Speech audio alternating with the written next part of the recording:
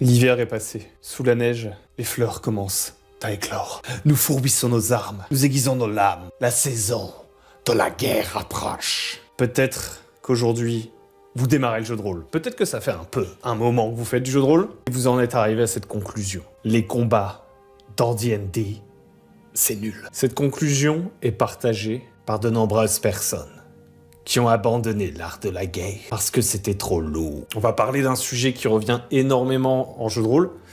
Ce sont les combats. Il y a des tonnes de vidéos sur les combats, en particulier pour Donjons et Dragons. En même temps, c'est un petit peu un des axiomes du jeu, surtout dans les versions plus récentes de Donjons et Dragons, où tous les personnages ont plein de capacités différentes pour les combats. Le combat tactique. Et donc, sur Internet, il y a une multitude de vidéos qui donnent des conseils sur les combats, etc. Et je vous avoue que c'est un sujet qui me tient à cœur.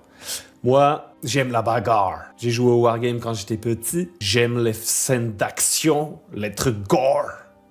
Quand ça se bastonne, j'aime autant l'aspect cinématique, exutoire que ça peut avoir. Dans la fiction, bien sûr. Moi, dans la vraie vie, je fais pas de mal à une mouche. Le seul art martial que j'ai fait, c'est de la capoeira.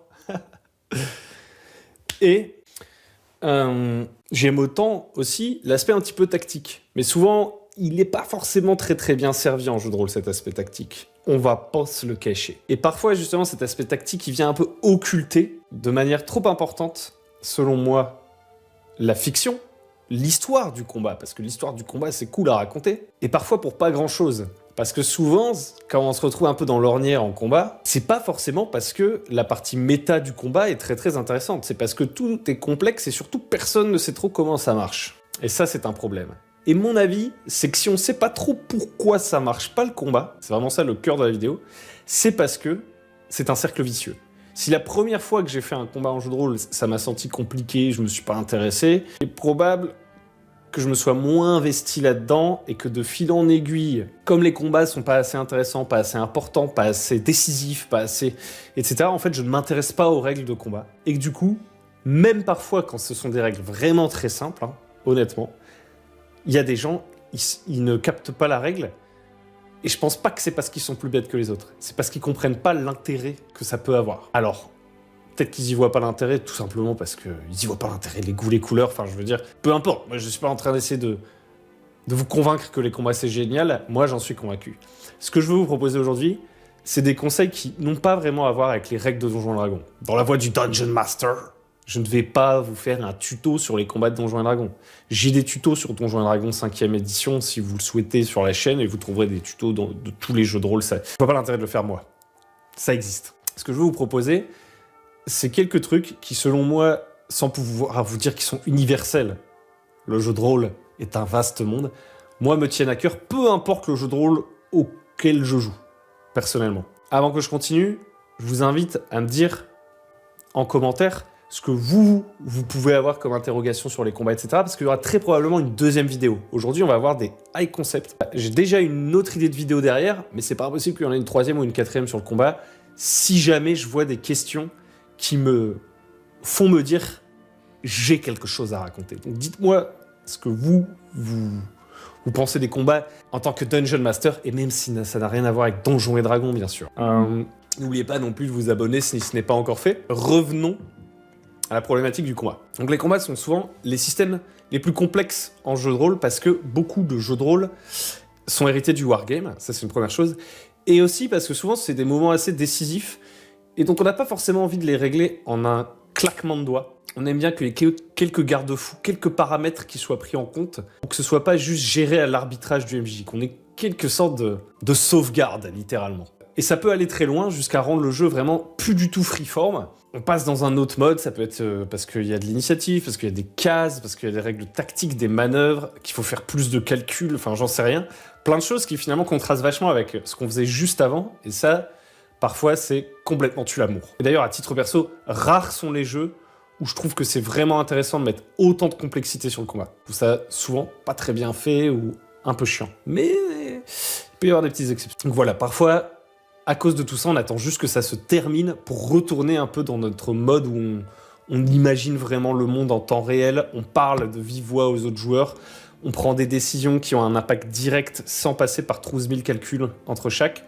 etc. Du coup, ce que je vais vous partager, c'est des idées simples pour redonner de l'intérêt à tout ça. Que ça ne semble plus être juste une phase de calcul ennuyeuse. En tout cas, moi, c'est des trucs, ces conseils, qui changent ma vision du combat. La première chose la plus importante, selon moi, et il y en aura 3 dans cette vidéo, c'est que un combat doit avoir un enjeu. C'est à partir de ce moment-là où, en fait, je peux m'investir davantage dans ce combat. Et un enjeu, c'est pas forcément un enjeu dramatique très très important. C'est un enjeu identifié. Quand je sais pourquoi on fait ce combat, jusqu'où on peut aller dans ce combat, etc., j'y retrouve de l'intérêt. Et du coup, ça va potentiellement me donner envie d'apprendre les petites règles, etc. C'est ça la logique à chaque fois. Si on trouve que ça a un intérêt, alors on peut mettre l'investissement, selon moi. Et donc, voilà, c'est un poncif du jeu de rôle, mais pour moi, ça reste fondamental. Un combat doit avoir un enjeu. Et le plus important, c'est que cet enjeu, il soit clair, selon moi. L'enjeu le plus évident, c'est la mort.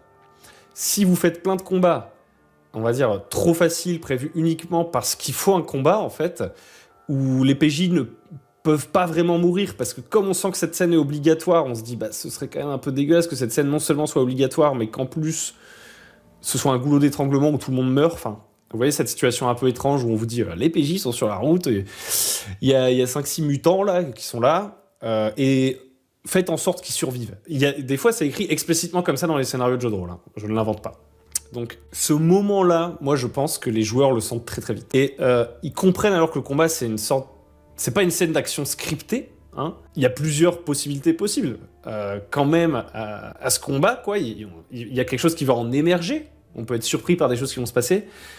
Mais on le ressent pas vraiment comme un vrai défi ou un truc qui pèse dans la balance. Ça peut faire illusion les premières fois, mais au bout d'un moment, je pense, on s'y fait, quoi. Enfin, genre, vous me direz si vous pensez le contraire. Et dans ce cas-là, pour moi, je perds complètement mon investissement dans la scène de combat, en tant que joueur. Et même un peu en tant que MJ, en fait, d'une certaine façon. Donc la première chose à faire, pour que les enjeux soient clairs, déjà, c'est de se dire que, par défaut, si on n'a pas dit autre chose à nos joueurs, qu'on s'est pas expressément mis d'accord sur autre chose, les combats, l'attente, c'est qu'on peut mourir, vraiment. Et c'est ça qui crée une tension chez le joueur, notamment potentiellement chez le joueur débutant, qui, à fleur de peau, naïf, se dit « Mais non, je vais mourir et tout !» Imaginez quand il va capter, parce que ça finira par arriver, l'illusion qui était en jeu si tous ces premiers combats de jeu de rôle, en fait, il pouvait pas mourir dedans. Pour moi, ça fait un peu baisser le truc, quoi. Et un truc pour rendre aussi vraiment explicite l'enjeu en cours, qu'on soit suspendu un petit peu à ce qui se passe, c'est de faire en sorte que les jets de dés soient transparents, c'est-à-dire que les jets de dés aient lieu devant les joueurs, les jets de dégâts qu'ils prennent, leurs jets d'attaque, les jets d'attaque des monstres et tout. Et du coup, là, on se dit « Ouh là là là, ça rigole pas !» Je pense qu'il faut aller au bout de cette logique. Si quelqu'un peut mourir, alors soudainement, on a plus tendance à écouter, à réfléchir et à essayer de gagner, quoi. Quitte à venir un peu négocier auprès du maître du jeu. Et en fait, cette phase de négociation fait partie du jeu de rôle.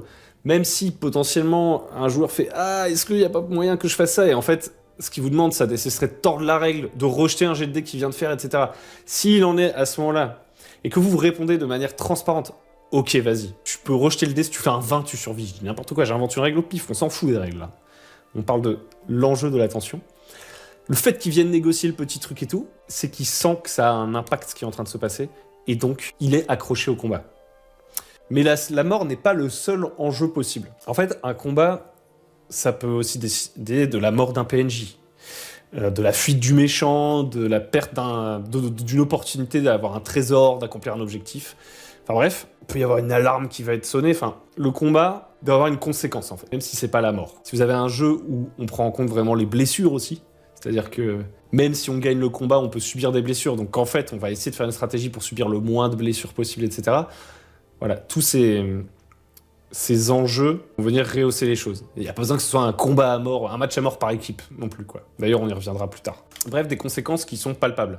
Et je pense que on peut même aller encore plus loin, c'est-à-dire que parfois, l'enjeu d'un combat, ça peut simplement être, entre guillemets, on va décrire ensemble une scène de combat. Vous êtes chaud, on se chauffe, on va pas utiliser toutes les règles, là, on va faire un truc un peu comme as, quoi, genre...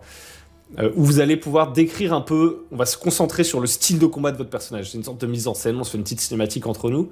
Si c'est explicite, c'est ok. Alors, quand je dis explicite, ça peut être implicite, mais ça doit être ressenti, quoi. Je trouve que si, à titre perso, on veut me faire croire que le combat que je suis en train de faire, en fait, il y a un enjeu mortel, qu'on me la mène comme ultra tendue et tout, qu'on me demande aucun jet de dés, qu'on me laisse décrire un peu, etc. Enfin, je sais pas comment dire. Qu'à la fin, je gagne whatever, et que je me dis, ok, donc en fait, cette scène, elle était là vraiment pour l'esthétique. Ça peut être cool, mais il faut que je sente en fait ce truc-là, quoi. Faut que je sente en fait qu'on s'est aligné sur le fait que c'était à ça que servait ce combat. Et je pense même qu'on peut aussi imaginer des combats complètement tutoriels, où on dit en fait, quoi que vous fassiez, vous mourrez pas, il y aura pas de conséquences, ce petit combat, c'est un petit tuto. C'est un moment comme ça, quoi. En fait, qu'on comprenne le jeu auquel on est en train de jouer. Ça, pour moi, c'est l'essence. Le deuxième truc, c'est que les combats, selon moi, devraient pas tomber du ciel. C'est un deuxième problème qui est fréquent, je pense, c'est que dans beaucoup de parties de scénario, les combats arrivent en fait comme un changement de mode de jeu. On discutait, on explorait, et d'un coup, on dit, allez, vous vous promenez sur la route, et là, il y a des loups qui vous attaquent, jet d'initiative. Mais en fait, pourquoi ça arrive ? C'est pas toujours très très clair. Si c'est juste parce que le scénario disait, bon, il pourrait y avoir un combat ici, ça peut être un peu... Ça peut donner l'impression qu'en fait, c'est un moment subi. Et à mon avis, il faut changer de logique la plupart du temps. Ça veut pas dire qu'il peut jamais y avoir de combat subi. J'y viens. Mais ça devrait pas, selon moi, être le truc par défaut. C'est plus l'exception que la règle. En fait, il faudrait a priori qu'un combat, ce soit, par exemple, une approche diplomatique qui a échoué. Ça pourrait être aussi des ennemis qui arrivent et menacent, et les PJ refusent de se rendre, donc c'est eux qui déclenchent le combat. Parce que ils auraient pu donner leur bourse aux bandits, etc., etc. C'est leur refus qui amène à ce combat. Les méchants étaient pas juste venus tuer les PJ, quoi. Ça peut être aussi tout simplement les PJ qui décident par eux-mêmes d'attaquer. De tendre une embuscade, ils ont l'avantage sur l'adversaire, ils se disent c'est le bon moment pour attaquer. Ça peut aussi être une rencontre aléatoire. Mais donc dans ce cas-là, ça peut être subi, une rencontre aléatoire. Mais sauf que c'est pas subi pareil. C'est, à un moment donné, on s'est dit de manière transparente, je vais jeter un dé de temps en temps pour voir si vous faites une rencontre aléatoire. Et cette rencontre aléatoire, d'ailleurs, on pourra en parler des heures, mais c'est pas le sujet de cette vidéo, c'est pas forcément un combat. Mais quand il y a une rencontre aléatoire, entre guillemets, d'un monstre agressif, très proche, et on a quasiment pas le temps de réagir et tout, si ça arrive parce que on a jeté les dés et tout, c'est pas pareil, parce que du coup, les joueurs, ils captent que c'est pas vous qui avez décidé à ce moment-là de mettre une sorte de combat prévu d'avance et tout, et du coup, vous êtes tous dans le même bateau, et se disent « Ah ouais, même le MJ avait pas prévu ce combat, on a intérêt à faire gaffe, parce que attends, on va crever là-dessus, quoi. » Et pour moi, en fait, là-dedans, il y a toujours une logique un peu fictionnelle, en fait. Même les rencontres aléatoires ont une logique fictionnelle. C'est pas de bol, on est tombé sur une rencontre aléatoire, de 1. Cette rencontre aléatoire, c'était quelqu'un qui était agressif, de 2. On n'a pas du tout réussi nos jets de perception, donc notre vigilance n'a pas suffi, de 3. L'ennemi est apparu très très proche de nous, et en fait, tout ça, ça vient un peu s'inscrire dans un récit dans lequel les dés ont participé, et c'est l'écho du fait que c'est une sorte de réalité alternative, en fait, le monde dans lequel on vit. Et parfois, il y a des choses qui n'étaient pas juste prévues par l'histoire. Du coup, pour moi, dans ce cadre-là, ça change tout parce que le combat ne devient plus une scène prévue, mais devient une manière de résoudre une situation, en fait. La violence devient un moyen. C'est pas juste un mini-jeu séparé qui s'insère dans la session. Et je trouve que ça change énormément la sensation autour de la table. Avant que je passe au troisième élément, je vous rappelle que si vous aimez ce genre de contenu pour le jeu de rôle, pensez à vous abonner à la chaîne et rejoindre le dojo des Dungeon Masters. Papa. Et aussi, si vous le souhaitez, vous pouvez vous inscrire sur mon Tipeee, car depuis peu, j'ai changé pas mal de choses sur mon Tipeee. Et je vous partage des enregistrements audio supplémentaires. Je vous ai partagé récemment au tipeur des sortes de protos sur lesquels j'avance un petit peu pour un jeu perso, le Cendremonde, et des petits trucs comme ça. Et je pense continuer d'essayer d'agrémenter le Tipeee comme ça, plutôt que de mettre toute mon énergie dans la chaîne. J'ai envie aussi de créer ces petits bonus secrets, qui peut-être encourageront certains à rejoindre le Tipeee. Mais surtout, si vous rejoignez le Tipeee, rendez-vous bien compte que c'est ça qui... Vous participez en fait à ma liberté en fait créative et à justifier qu'une partie de mon temps qui est limitée comme n'importe qui soit accordée à la gratuité de toutes les vidéos que je fais depuis 5 ans. Et dernière chose, si vous voulez avoir accès à ces petits trucs-là, ces petits bonus, en fait, ils sont accessibles si vous prenez une contrepartie. Donc les contreparties, vous les verrez sur le Tipeee. Si vous faites un don un peu aléatoire qui fait pas partie de ces contreparties, ça ne fonctionnera pas. Bon, par contre, si vous voulez faire un don supérieur aux contreparties, ça vous regarde. Et dans ce cas-là, évidemment, envoyez-moi un petit message, je vous partagerai le lien pour accéder à ces bonus. Troisième truc, du coup, pour les combats, c'est aussi un poncif que vous pourrez trouver sur plein de chaînes différentes, surtout dans le milieu un peu old school de Donjons et Dragons, c'est que les combats ne devraient pas être équilibrés. Donc c'est un peu plus controversé parce que forcément, de 1, il y a plein de jeux de rôle qui proposent probablement des combats équilibrés et qui peuvent être intéressants. C'est quasiment sûr. Et de 2, si c'est controversé, c'est aussi parce que les itérations, enfin les dernières versions de Donjons et Dragons nous parlent tellement d'équilibrage Alors, elle parle pas forcément explicitement partout d'équilibrage, mais comment dire ? Il y a ce système de challenge rating, etc. Et donc on se dit, en fait, ça vient complètement en contradiction, cette histoire de dire que c'est pas équilibré, avec les conseils qu'on peut avoir dans le DMJ, le bestiaire et tout, sur comment équilibrer une rencontre. Et je pense que, à titre perso, moi, je préfère largement la philosophie du combat non équilibré, et c'est de ça dont on va parler maintenant. Donc c'est un petit peu plus déjà une opinion, si vous voulez mon avis. En fait, je pense que les combats n'ont pas besoin d'être équilibrés, parce que si tous les combats sont équilibrés, déjà ça participe pas forcément à l'immersion, quoi. Dans le fait qu'on est dans une sorte d'univers un peu... Bien sûr, c'est une illusion, on parle bien de jeu de rôle, mais qu'on est dans une sorte d'univers où voilà, les monstres sont pas à notre niveau, pile au bon moment, etc. Enfin, ça, c'est une logique très jeu vidéo, et d'ailleurs, même dans un jeu vidéo, le fait des fois de vous promener dans la pampa et de tomber d'un seul coup sur un monstre super fort, ça vous fait dire ok, il y a ce monstre super fort dans la région, je vais changer mon comportement de joueur, et au lieu d'aller tout droit de combat en combat, je vais essayer de contourner à partir de maintenant cet endroit, d'observer le monstre un petit peu de loin et de revenir quand je serai plus fort, et ça, c'est un peu immersif. Donc voilà, première chose, le monde n'est pas à votre niveau, je trouve que c'est un pilier immersif assez important.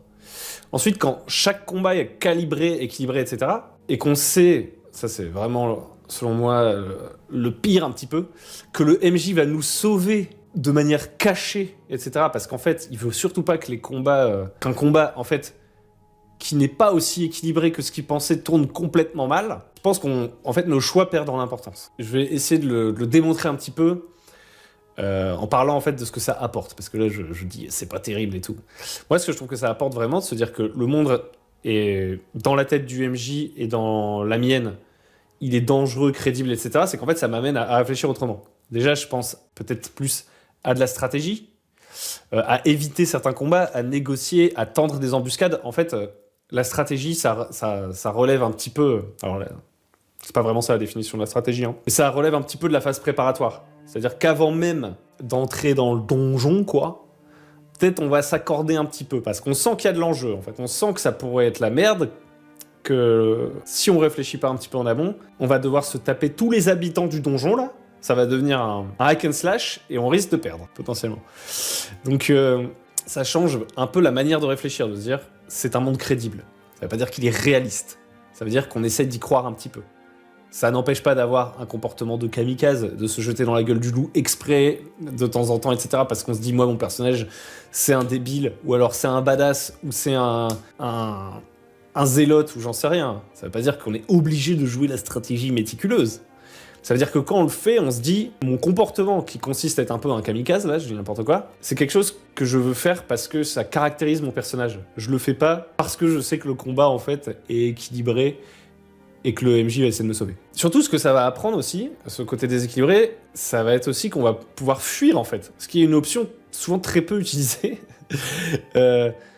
Parce qu'on est habitué à ce que les héros gagnent toujours dans les films, enfin dans beaucoup de films, je dis pas dans tous les films, mais que voilà, en fait, on finit toujours par s'en sortir, que c'est prévu qu'on s'en sorte, parce que peut-être on est habitué à sauvegarder aussi dans les jeux vidéo, donc au moment où on passe en mode combat tactique, on se dit, bah non, je vais être jusqu'au boutiste. En fait, on est habitué à ce que l'expérience soit formatée, alors qu'à partir du moment où l'expérience est plutôt créée de manière un peu cohérente, d'un seul coup, on réfléchit plus de la même façon. Dans un monde qui ne cherche pas à s'équilibrer autour de nous, la plupart du temps, on décide pas de se battre. Parce qu'en fait, on n'a aucune idée du niveau du mec d'en face. Vous voyez ? Et tout ça, ça rend, je pense, les combats plus intenses. Ça incite aussi à chercher tout de suite les leviers qui sont pas dans la fiche de personnage pour obtenir la victoire. Alors bien sûr, il y a des moments où on est juste beaucoup plus fort que les autres. Ça veut pas dire toujours déséquilibré à la faveur des PNJ. Ça veut dire cohérent. Donc c'est-à-dire que, de la même façon, si mon personnage il commence à être super fort parce que je suis monté en niveau et tout, quand il arrive dans un village, potentiellement il peut un peu imposer sa loi. La milice du village ne continue pas de spawn à l'infini pour protéger le village ou je sais pas quoi, vous voyez ce que je veux dire? Genre au bout d'un moment, les gardes de la ville, ils font plus peur à mon personnage.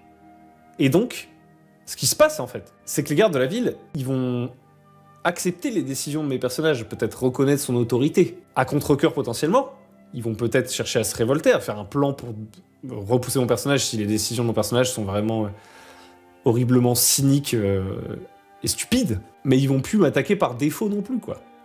Donc voilà, en gros, oubliez le combat comme un jeu dans le jeu. Enfin, ça restera une phase de jeu dans le jeu, peut-être, parce qu'il y a des règles tactiques, mais ça n'est pas un puzzle prévu dans le scénario pour être gagné. Et je pense que de temps en temps, bien sûr, vous pouvez décider de faire un combat équilibré, encore une fois, mais en fait, selon moi, ça doit devenir l'exception plutôt que la règle. C'est toujours pareil. Je pense qu'il faut en fait inverser un petit peu la logique. L'équilibrage doit venir après la cohérence. Peut-être que de temps en temps, vous pouvez vous dire oui, dans le camp de bandits, il pourrait y avoir 30 bandits, je vais peut-être pas en mettre 30, en mettre 20, j'en sais rien. Vous pouvez de temps en temps faire infuser un petit peu de votre réflexion de game design plutôt ludique dans le monde. Mais je trouve que la priorité devrait toujours être aux 3 éléments qu'on a dit, des enjeux clairs, des combats non subis par défaut et des combats non équilibrés par défaut. C'est ça qui va rendre le monde vivant et le combat parfaitement intégré au reste, même si c'est un jeu dans le jeu. C'est le combat, un outil, encore une fois, pour résoudre des problèmes dans le monde fictionnel dont on n'est pas nécessairement obligé de se servir. Je vais rajouter un 4e truc qui fait pas partie de ces 3 piliers, c'est allez-y progressivement avec les règles aussi. Parce que dans tout ce que je vous ai dit là, on n'a pas résolu le problème qui est la complexité intrinsèque de certains systèmes de jeux de rôle. Et alors moi, je ne joue pas aux systèmes les plus complexes pour les combats. Pour moi, Donjons et Dragons 5e édition, c'est déjà dans la tranche un peu haute, parce que les profils des monstres sont touffus. Donc c'est pas vraiment lié à la difficulté de la mécanique de Donjons et Dragons 5e édition, mais c'est que je trouve qu'il y a du superflu en fait. Action bonus, action machin, action truc. Dans les profils des monstres, chaque sort, c'est parfois plusieurs petits paragraphes et tout, je trouve qu'il y a une surcouche. En soi, chaque mécanique prise individuellement n'est pas hyper complexe, mais bref. Donc vous voyez, je vais pas vous donner des conseils pour augmenter l'efficacité de votre partie de Donjons et Dragons 5e édition. Je pense que beaucoup de gens qui jouent en ligne et tout, ils automatisent en plus ces trucs-là, etc. Et moi, par exemple, automatiser ces trucs, j'aime pas trop. Du coup, j'ai pas résolu le problème de la complexité. Donc, première réponse simple, jouer à des jeux plus simples, de base. Moi, je joue à des jeux plus simples. Parfois, je rajoute de la complexité. On verra ça plutôt dans une autre vidéo. Et si vous voulez, vous êtes attiré par cette complexité, mais que c'est beaucoup de charges cognitives pour commencer, pour vous, pour vos joueurs, etc., bah, y a une solution qui est vraiment extrêmement simple, pour le coup. C'est de pas vous balancer en fait dans toutes les règles du premier coup. Par exemple, au début, vous pouvez très bien jouer avec juste, allez, jet d'initiative, attaque, jet pour toucher, classe d'armure, dégâts, enfin, faire des trucs super simples, pas trop parler des actions bonus, des machins et tout, et les laisser de côté temporairement. Tout ce qui va être manœuvre compliquée, si par exemple, je sais pas, il y a 2 personnages qui doivent faire un grappling, vous voyez, il y a des règles de grappling, vous faites juste un jet de force pour commencer. Vous oubliez les règles très spécifiques. Alors, c'est pas si facile d'oublier les règles très spécifiques, mais ce que vous pouvez faire, déjà, c'est ne pas les rappeler aux joueurs. C'est-à-dire que un truc qui est très frustrant pour des joueurs débutants, je pense, c'est qu'à chaque fois qu'ils essayent de faire une action, alors qu'ils débutent dans le jeu de rôle et tout, de manière spontanée, parce qu'ils sont dans le jeu, ils sont dans la fiction, le maître de jeu dit « Alors attends, ça se passe pas vraiment comme ça. Alors attends, ça se passe pas vraiment comme ça. » Plein de fois. Ça va décourager beaucoup de gens. Je pense que des gens qui sont des gros ludards, qui aiment bien les wargames, les jeux de plateau complexes, etc., ils sont pas concernés par ce problème du tout. Eux, peut-être même, vous leur rendez service, ça les intéresse. Mais il y a beaucoup de joueurs, et vous y compris peut-être, c'est pas leur cas. Hein. Et du coup, quand votre joueur, honnêtement, il se dit « Je me déplace et je lance ce sort », et que ce sort, voilà, c'était une action simple, en fait, il lui reste une action bonus, mais le joueur, il vous dit pas « Et j'utilise mon action bonus pour faire ceci », vous n'êtes pas obligé de lui dire « Est-ce que tu veux faire une action bonus en plus ? Tu pourrais faire ça, ça, ça, ça, ça. » À chaque tour, c'est lourdingos. Allez-y, progressivement. En fait, c'est comme beaucoup de hobbies, de domaines, en fait, on apprend progressivement, vous n'allez pas soulever 350 kilos, là, day one, au développé couché, ni aller courir 45 km quand vous mettez la course, quoi. Donc si ça vous intéresse, les jeux complexes, soyez pas trop bloqués par le fait de les jouer parfaitement au début. Et ne bloquez pas vos joueurs là-dedans non plus, je pense. Avec le temps, vous allez de toute façon trouver les systèmes de jeu que vous aimez, les règles que vous aimez, celles que vous voulez ignorer. Vous allez commencer à déconstruire un peu les jeux auxquels vous jouez, vous dire ça j'en ai pas besoin, ça j'en ai besoin.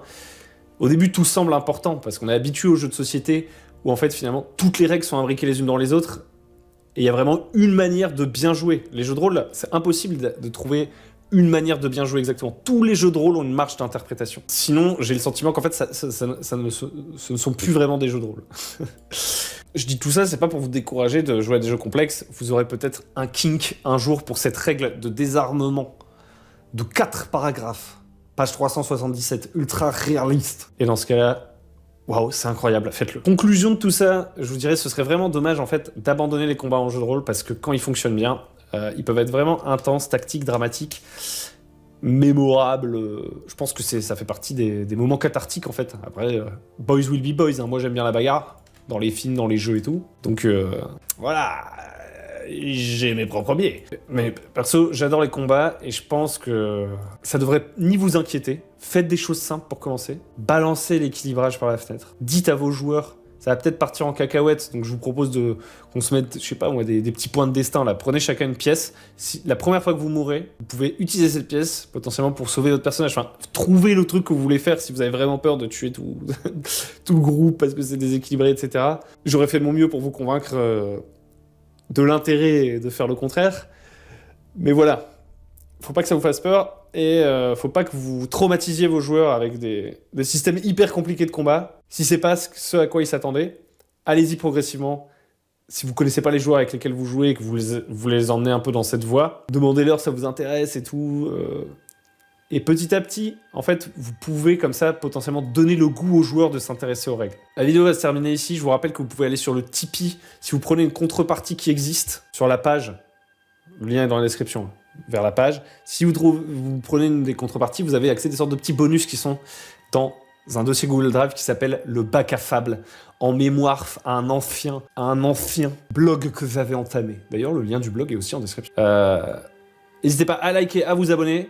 Moi, je vous dis à très bientôt dans la voie du Dungeon Masters. Dites-moi si cette vidéo vous a aidé. Balancez vos questions. I'm out.